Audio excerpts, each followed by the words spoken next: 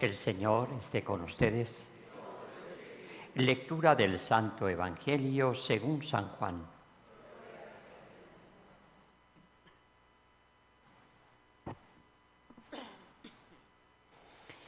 Cuando salió Judas del cenáculo, dijo Jesús: Ahora es glorificado el Hijo del Hombre, y Dios es glorificado en él.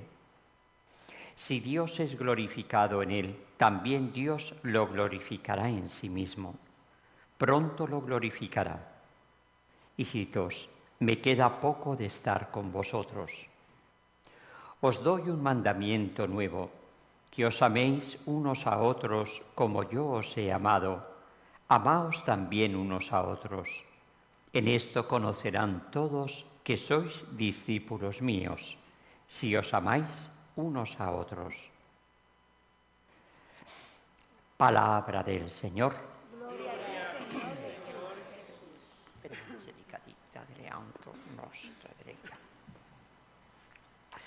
Pues es curioso cuanto más corto es el trocito que leemos de San Juan, más difícil es, más profundo. La Iglesia va tomando, ¿no?, de lo que es la revelación y lo va, diríamos, compartiendo. De esa manera es como vamos avanzando en ese conocimiento y no lo leemos todo. Tendríamos que leer todos los días todo. Y entonces ella pues va seleccionando para darnos la pauta. Es, diríamos, un avanzar del pensamiento, del ser intelectual, y así es como vamos creciendo en conocimiento y, por supuesto, con la ayuda del Espíritu Santo vamos arrancando de nosotros esa adhesión propia del amor, al conocer precisamente el amor de Dios. Cuando nos da a leer un evangelio cortito es porque ahí hay mucha cosa metida, por eso es por lo que nos da. Bien, y no se extiende más porque la idea que ese día, ese domingo en concreto, quiere compartir, pues está centrada ahí. Bien, estamos, como les decía al principio, estamos en ese proceso del conocimiento de lo que ha significado la pasión, muerte y resurrección y cuáles son las consecuencias.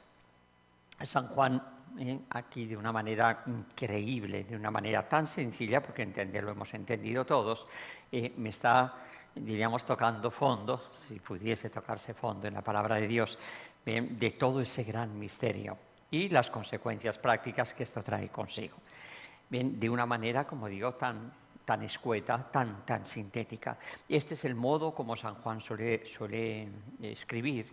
Por eso cuando yo voy a leer el Evangelio y voy a buscar algo en concreto, mira, hoy quiero meditar sobre esto, sobre lo otro, es bueno saber hacia qué evangelista voy. Todos me van a contar la vida de Cristo, pero cada uno desde su punto de vista. El Espíritu Santo, la inspiración, ¿ven?, lo que hace es que el agiógrafo escriba solo y aquello que Dios quiere que escriba, pero manteniendo el matiz de cada uno.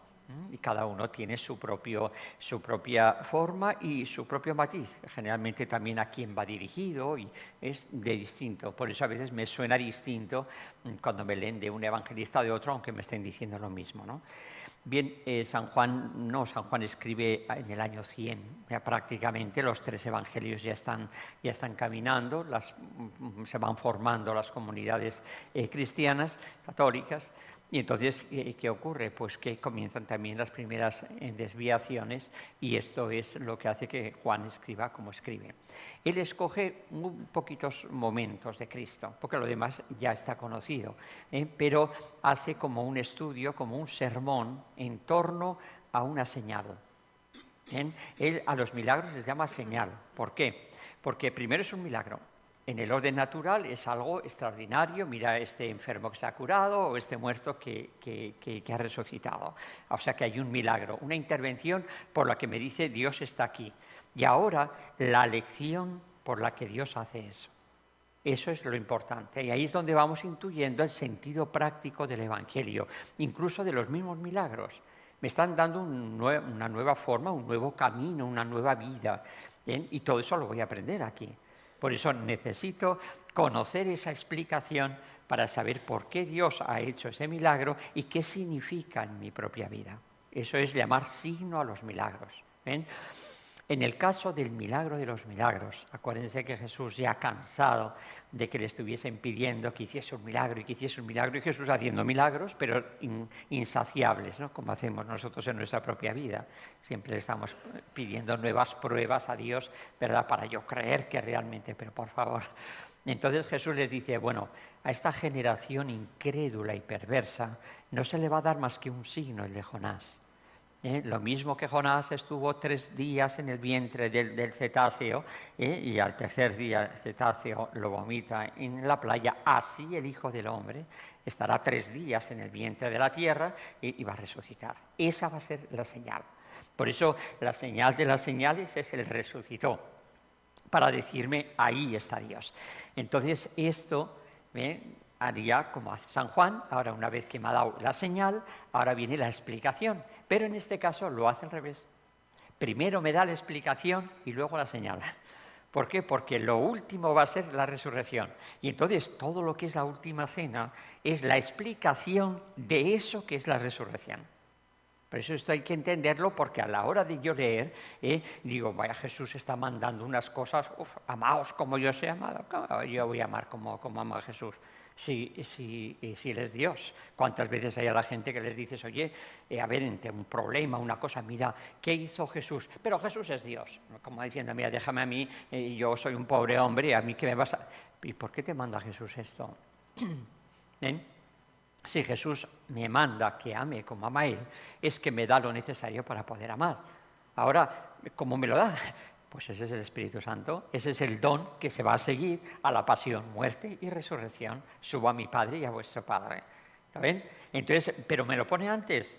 Por eso le dice a los apóstoles, ahora ya no me podéis entender. Ya he dicho hasta dónde podéis llegar. ¿Ve? Cuando el Espíritu venga, Él os lo dirá todo. ¿Ven? Entonces, yo al leer ahora la última cena, todo el sermón de la última cena, que es muy largo, ¿ven?, se me está diciendo precisamente lo que se me va a decir después de que venga el Espíritu Santo. Ahora puedo entender que por qué Jesús está en una cruz, qué significa que Jesús esté en una cruz para mi propia vida, pero después de que he recibido el Espíritu Santo. ¿Ven? Por eso a ellos se quedaban un poco cortos, no entendían bien qué pasaba, porque lo entenderéis más tarde. Ahora yo estoy en el más tarde. Yo estoy leyendo esto, pero ya después de que Cristo ha resucitado. Por eso las conclusiones son ya teniendo en cuenta que el don del Espíritu Santo se ha dado. Ahora sí sé lo que me está pidiendo Dios. ¿Vale? Esto en nuestra propia vida es clave. Hemos vivido ahora la famosa confesión de la Cuaresma, ¿verdad? Para algunos, una en todo el año.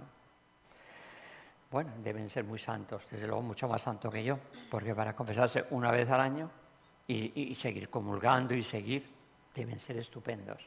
Bueno, yo no soy tan bueno. Entonces, ese es el mínimo que la Iglesia pone bajo pecado mortal. Y resulta que llego ese día y, pues si yo de mi casa a la Iglesia, de la Iglesia a mi casa, yo ni robo ni mato. ¿Qué te ha mandado Jesús? Amaos como yo os he amado. Tu examen no es si robas o matas, sino que si amas como ama Cristo. Entonces, a partir de ahí, tu confesión. Ahí es donde vas a ver la cantidad de cosas que hacemos que no tienen nada que ver con el amor de Cristo. Nadie ama más a su hermano que el que da la vida por él. ¿Tú la das por él? Y estoy peleado con la mujer, peleado con el marido, peleado con los hijos, peleado con el vecino, peleado con todo el mundo. ¿Pero en dónde está entonces ese amor? ¿O es que esto son palabras sin más? ¿Ven? A ver, para eso es el tiempo pascual. Vamos a ver, ponte serio, que estamos hablando de la vida eterna. Vamos a ver qué significa todo esto. ¿Ven? Y entonces sí podré hacer un examen de si realmente estoy cumpliendo o no. Si no, es imposible. ¿Ven? Y aquí está, por eso es muy bonito, ya digo, todo el contexto. Hay que ponerse en la mentalidad de Juan, que repito, es profundísimo y no puedo perder ni una coma. Y nos va a hablar del gran misterio. ¿Qué significa eso que vemos ahí, no? Pero comienza así. Cuando salió Judas del cenáculo. ¿Para qué me dice eso? ¿Qué más me da que fuese antes de que saliese o después de que saliese No, es muy importante. ¿Por qué? Nos vamos a encontrar con la realidad del Dios encarnado, el Hijo del Hombre, Cristo, ante la cruz. yo muchas veces pienso, sí, la cruz, y entonces se me hace como que la cruz va a llegar, ¿verdad? Yo no sé cuándo, nunca llega, esa cruz tremenda, esa cruz que, fíjate tú, acabó con Cristo, acabó con toda su obra, acabó, bueno, una cruz, y resulta que la cruz la tengo junto a mí, y repito, es ese esposo, esa esposa, ese hijo, ese trabajo, esa cosa, esa es la cruz, ahí vas a vivir la cruz. Y eso es lo que me dice cuando salió Judas.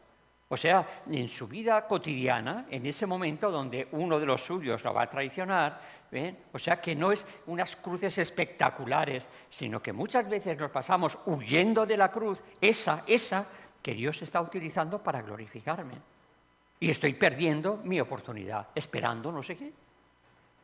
Por eso pone la cruz, tremenda, sí, pero no es más que fruto de la envidia de este hombre. Judas al principio era un elegido por Dios para ser apóstol de Cristo, con aquel entusiasmo, un joven como eran todos, un joven pues fervoroso, un joven, pero poco a poco se va cambiando su actitud y ya se va poniendo como al par de Jesús. Y como todo el mundo sigue a Jesús, habla de Jesús, alaba a Jesús, él dice, oye, ¿y nosotros qué? ¿No estamos aquí también? Eso es lo típico. ¿Nos han dado cuenta la cantidad de capillitas que nacen en Puerto Rico, de sectas de estas que nacen de una parroquia? Y, hoy si este era el que estaba siempre con el párroco, claro. Estoy, en principio, ayudándole, acompañándole, sirviéndole, pero voy subiendo y al final ya me pongo al par, ¿ven? Y ya, oye, tú o yo, aquí los dos tenemos la opinión, ¿no? Has perdido el norte. Y esto es lo que le pasó. Y entonces se rompe, cuando soy humilde, digo, ay, no, perdona, que me he pasado de sitio. Cuando no soy humilde, se rompe en soberbia. Y es lo que pasó a Judas. A Judas lo corrige Cristo cuando el famoso tema de aquel perfume que le echó en los pies María, y entonces murmuró. Lo dice así, San Juan, conociendo todo el proceso, murmuró, ese perfume se podía haber vendido y hubiese sido para los pobres, porque Cristo era el que predicaba sobre los pobres. Y mira, él ahora, ¿ven? Y Cristo le dice, pobres vais a tener siempre entre vosotros. O sea, que lo que te he dicho de los pobres sigue estando ahí, pero esta me está ungiendo para mi muerte, sin ella saberlo. ¿Ven? Entonces ese acto de amor a Dios está por encima de todo lo demás. Y los apóstoles, que también murmuraron, entendieron la lección y ¡pum!, se pusieron en su sitio. Judas, ¿no? Judas ahí es donde comienza a decir, este que se ha creído. Aquí yo, y entonces ya empieza la envidia. La envidia es ciega. Y entonces ya me comparo y ahí es donde viene. Cristo le invita hasta el final. Ha estado en la última cena y cuando le dice, oye, haz lo que tengas que hacer, Judas sale. Y dice el mismo Juan, ya el diablo había entrado en él. Ya se había decidido, pero que, ¿por qué él y yo no? Y ya estábamos ya hemos llegado al punto, ¿no? Fruto de la envidia, sin más. Y entonces, de esa forma natural, Dios está actuando. Eso estaba en el plan de Dios, precisamente porque había que llevar a su hijo a la cruz. En su providencia está toda esta cuestión. Bien, pues eso, como digo, para que aprendamos a detectar la cruz a nuestro alrededor. Y fíjense cómo sigue. En el momento en que Judas sale dispuesto a la traición, ahora es glorificado el Hijo del Hombre. Ahora. ¿Ven? Está empezando, todavía no se ha realizado, todavía no, pero esa traición, esa cruz que les digo que yo puedo tener a mi alrededor, ahora, y dice, es glorificado el Hijo del Hombre. ¿Cómo? ¿La gloria del Hijo del Hombre está en una cruz? ¿Desde cuándo la cruz es gloria? Cuando nosotros llamamos cruz a todo lo contrario. Cuando uno fracasa, cuando uno está enfermo, cuando uno, lo que sea, algo que me duele, que me fastidia, y digo, vaya cruz que yo tengo. ¿Bien? Entonces, como dice que ahora es glorificado el Hijo del Hombre. ¿Ven? Esto es clave para entender todo el cristianismo. ¿Quién es ese Hijo del Hombre? El Hijo del Hombre es Jesús. ¿Ven? Hijo del Hombre, porque es la segunda persona encarnada, ¿ven? Pero no solo, es una persona corporativa. es lo que ahora ha dicho en el Apocalipsis, esa Jerusalén, ese cuerpo místico cuya cabeza es la Iglesia. Por lo tanto, cuando le llama a Jesús Hijo del Hombre, está diciendo Él más todos los seguidores de Cristo. ¿Bien? Con lo que está diciendo que la gloria de la Iglesia está en la cruz. La gloria de cada uno de nosotros está en la cruz.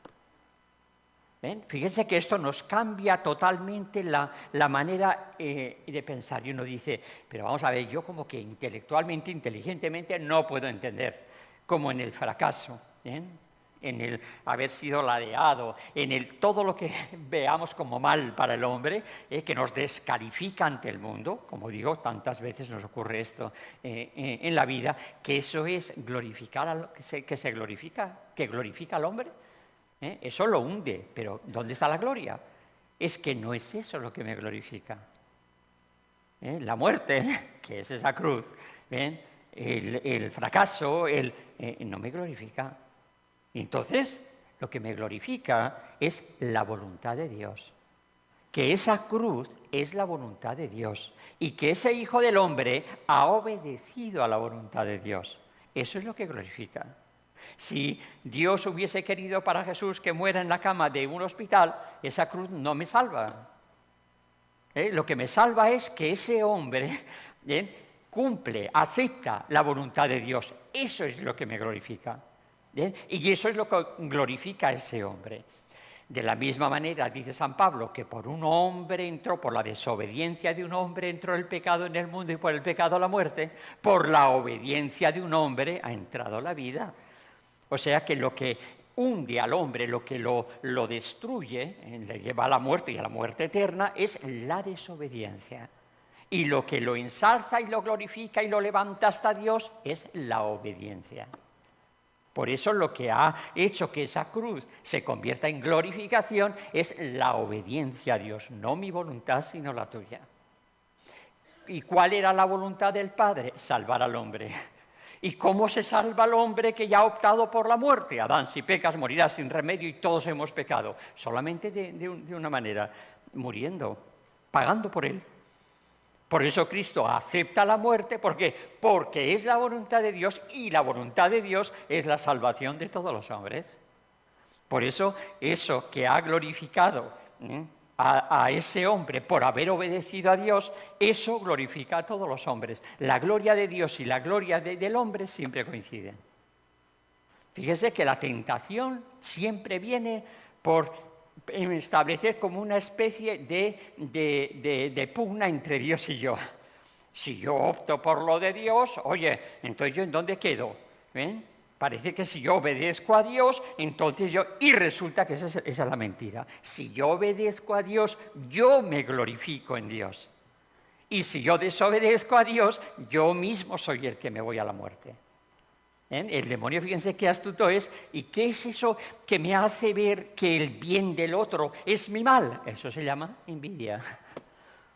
Esa es la envidia. La envidia es que yo pienso que porque tú lo tienes, ya no lo tengo yo. Y por eso me siento mal contra ti, porque es como si me hubiese robado algo a mí. Pero no hay envidia en Dios. ¿Por qué? Porque Dios tiene con cada uno como si no existiese nadie más. Y todo lo que hace, lo hace por mí, dice San Pablo. Por lo tanto, no existe la envidia. Si yo no tengo envidia con Dios, por eso el demonio muy astuto, no, seréis como Dios. No, seréis Dios. Es lo que les está proponiendo. Cuando yo desobedezco a Dios, yo me hago Dios. ¿Ven? No me hago como Dios. Ya sé cómo es Dios. Dios es amor. Pues hala, ánimo. No. Sino que yo me hago Dios. Fuera la cruz. Aquí soy yo el que pone el plan. Venga, el divorcio, el aborto, el no sé qué. ¿No ven? Soy yo el que establece el plan. Me hago Dios. Eso es lo que hunde al hombre. Eso es lo que destruye al hombre. Por eso, la gloria del hombre está en la obediencia a Dios. Y la obediencia a Dios es esa cruz. ¿Ven? Necesitamos de esa cruz, fíjense, no toda cruz nos lleva a Dios, no toda cruz es gloria para ir a Dios. Ese cuento que les he contado siempre, a mí ya con tanto problema que yo tengo en mi casa, con el marido, con la esposa, todo el día estamos de pico ahí, no hay forma de... ¿ven? Y entonces con tanto sufrimiento, oye, yo ya el cielo asegurado. Y fíjate, ni siquiera estoy casado con él, o con ella, bueno, pues entonces esa cruz no solamente no te lleva a Dios, sino que te condena. ¿Por qué? Porque lo que me salva, lo que me glorifica de la cruz es que es voluntad de Dios. ¿Ven? Esa es la clave. Por eso el sufrimiento que se sigue a cumplir la voluntad de Dios, yo estoy casado, yo he hecho un compromiso ante Dios y yo tengo que sufrir a ese otro. Ese sufrimiento es la cruz que redime, porque estoy aquí, porque es la voluntad de Dios. ¿Ven? Todo lo contrario de lo que suelo hacer. Ese es el problema. Por eso, repito, no hay disparidad entre la gloria de Dios y mi gloria. Tanto amó Dios al mundo que entregó a su propio Hijo, dice San Juan. Ahora es glorificado el Hijo del Hombre, cuando el Hijo del Hombre obedece a Dios. Y Dios es glorificado en él. ¿Por qué? Porque en la obediencia de ese hombre crucificado, por ser voluntad de Dios, Dios se realiza elevándolo a Él mismo, esa es la resurrección, ¿bien? Y ese hombre se glorifica porque ha sido elevado a Dios. Dios como amor, Dios tanto amó al mundo que entregó su propio Hijo, se glorifica como amor y yo quedo glorificado por haber aceptado ese amor de Dios. Por eso todo ese misterio está en la cruz. Y dice, si Dios es glorificado en él, también Dios lo glorificará en sí mismo. Cuando yo, me dice San Pablo, muero con Cristo, resucito con Cristo. Soy glorificado en Dios. Para que vean el efecto del bautismo. Por el bautismo yo soy como introducido en Cristo. Soy introducido en Cristo. Y entonces al participar de la muerte de Cristo, que es la obediencia al Padre, viviendo la obediencia a Dios en Cristo, yo muero con Él y resucito con Él.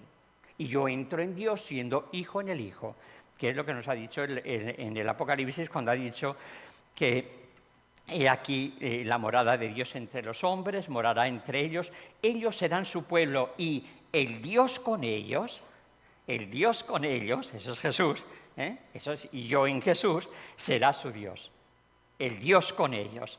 ¿Bien? Por eso todo se centra en la realidad de Cristo. Yo tengo que vivir a Cristo. De ahí que el mandamiento de Cristo va a ser ir por el mundo entero, haciendo que, bautizando en el nombre del Padre, es decir, introduciendo al cuerpo místico. Dice San Marcos, el que cree y se bautice se salvará y el que no se condenará. Ah, pues mira, como que si Cristo fuese una opción, oye, pero yo voy por otro camino. Es que no hay otro camino para entrar en Dios. O sea, pensar el hombre que puede acceder a Dios por un camino distinto que el establecido por Él, vamos, es la soberbia de las soberbias y la, diríamos, ignorancia de las ignorancias. ¿Por qué? Porque, si fíjense, hay un camino por el que yo puedo ir a Dios distinto que Jesús, distinto que el Hijo. Antes de que yo llegue, a Dios le falto yo. Cuando yo llegue, Dios me tiene ya a mí. Entonces no era Dios, porque a Dios le faltaba algo. ¿Lo ven? Entonces en Dios no puede haber ni más ni menos. Dios es Dios y Dios eterno, no puede haber cambio ninguno. Entonces, ¿qué ocurre? ¿Cómo yo estoy en Dios? Me dice la carta a los Efesios, yo estoy desde toda la eternidad en Cristo Jesús.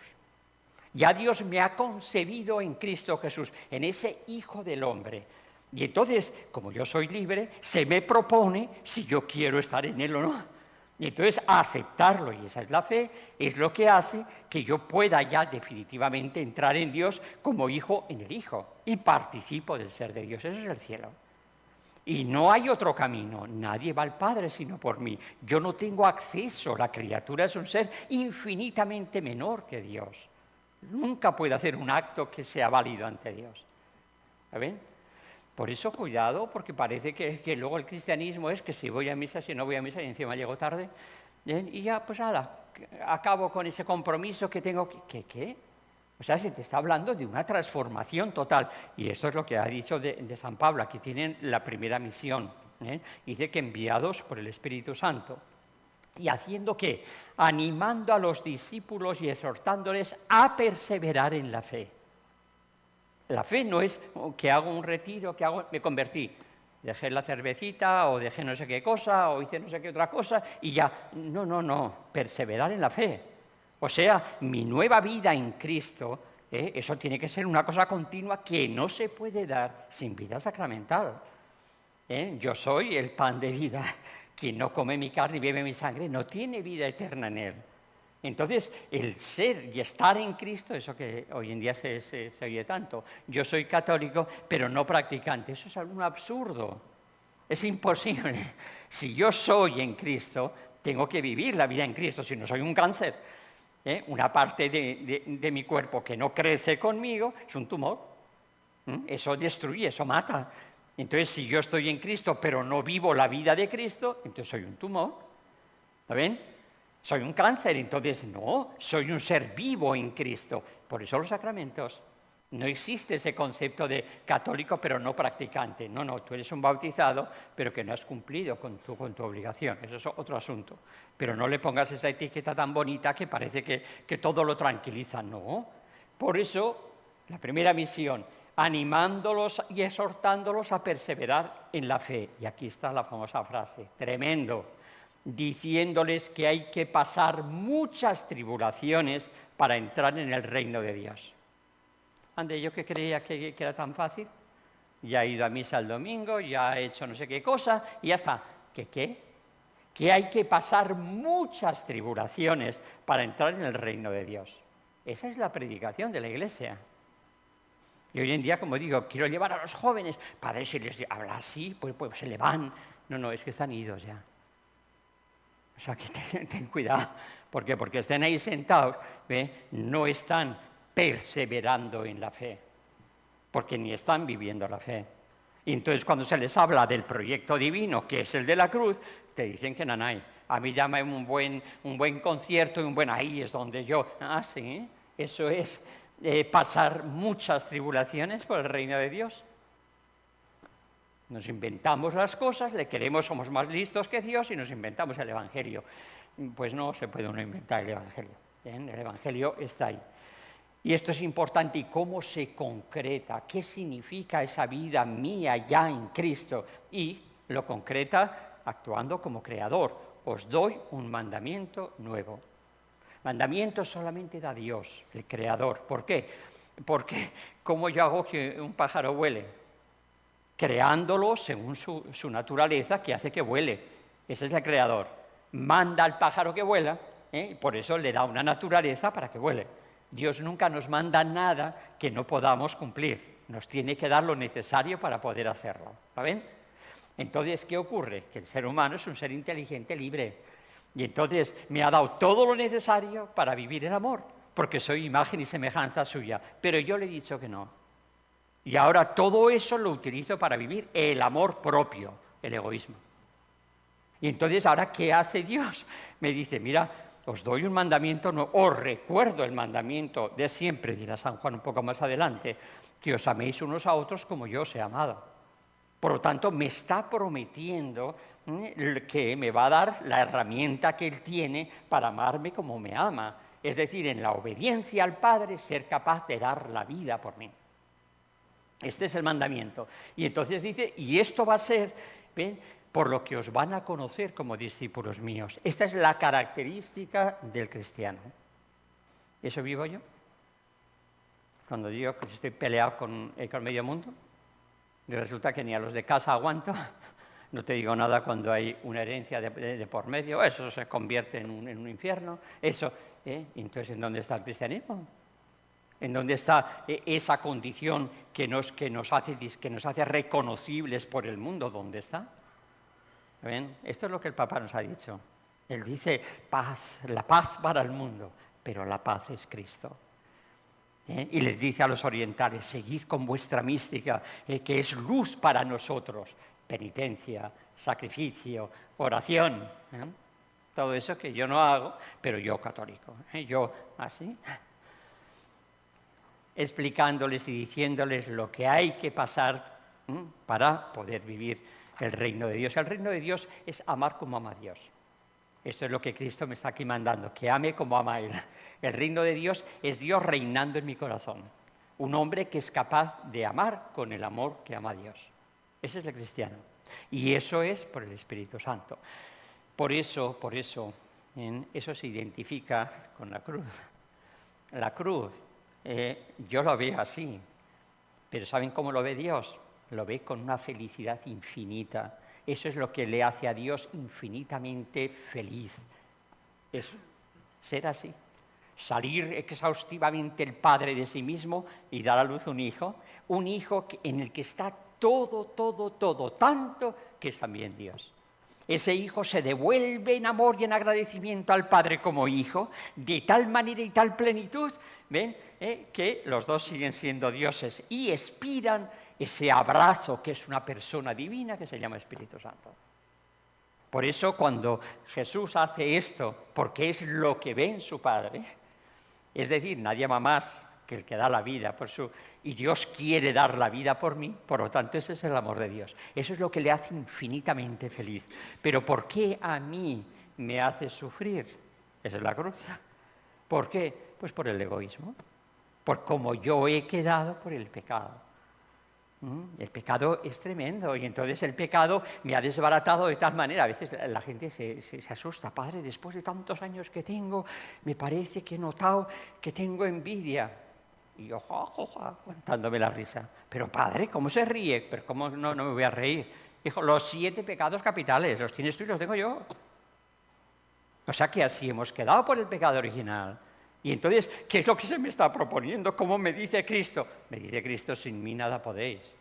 Me da el Espíritu Santo, me da capacidad de poder amar como ama Dios, gracias a su actuación en mí. Por mí mismo, ya digo, nada de nada.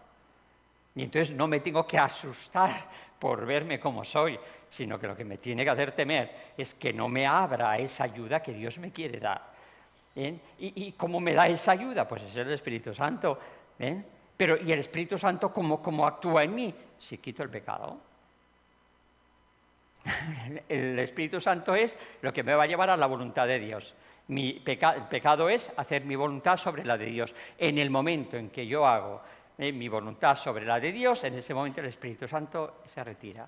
Y sin ese Espíritu Santo yo ya no puedo amar como ama Dios. Por eso ese cuento, ¿verdad?, que estamos continuamente oyendo. Ay, padre, mire, yo todo muy bien, iba en mi casa todo muy bien, pero una vecina que sube, que baja, que... Ay, padre, que me he enamorado, mire, que me he enamorado, y esa vecina que sube y que baja, que me he enamorado. Mentira. ¿Cómo que mentira, padre? Yo estoy... Mentira. ¿Por qué? Porque para que el amor sea auténtico, tiene que ser amor de Dios. Se tiene que fundar en el Espíritu Santo, y el Espíritu Santo solamente está en la voluntad de Dios. Desde el momento que usted casado se está fijando en otra persona, ya no está la voluntad de Dios, por lo tanto ese amor es mentira. Así de claro. Uy, si yo... No te confundas tus desórdenes pasionales, todo ese desbarate que tenemos por el pecado original, no lo confundas con lo que te conviene. Es como el diabético, ¿verdad? Que ese bizcocho que está viendo ahí con mucho azúcar aquí arriba, ¿verdad? Y eso es lo que le apetece, y eso es lo que... Y como me apetece tanto, es lo mejor para mí. Pues no, eso te va a matar. Esa es la consecuencia de estar enfermos, esa es la consecuencia del pecado original. Que hay mucha gente que quiere ignorar. Oye, ¿quién ha dicho que yo tengo pecado original? No.